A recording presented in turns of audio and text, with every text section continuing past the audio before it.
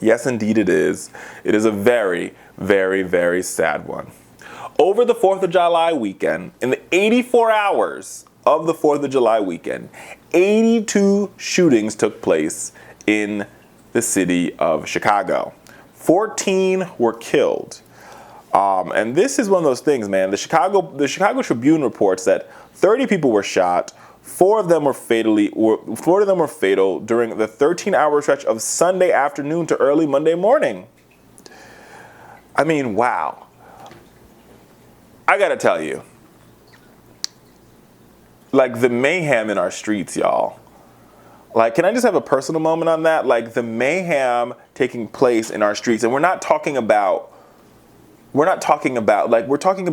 group of people, which makes it even worse. We're talking about black and brown boys that are being slain in the streets, right? And, you know, don't get me wrong. I think we need the city of Chicago has a lot of work to do on their community policing efforts, and they need to do a better job of working with the community to sort of bring peace and sort of really ending this violence. But beyond that, we got to ask ourselves the question: if the state of Illinois and the city of Chicago has some of the strictest gun laws in the country, where are these young people getting these guns? A recent study came out, the Chicago Police Department is saying that most of the guns they retrieve were not purchased in the city of Chicago.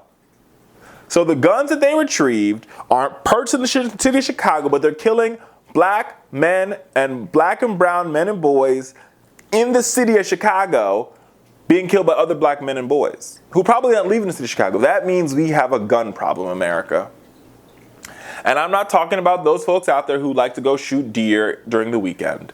I'm talking about those folks out there that peddle enough weapons and explosives to blow up the Taliban, and they think it's okay to trade and to sell this, and the NRA is behind them as they continue to sell this and perpetuate the killing of black men and black and brown men and boys. And this is a personal indictment.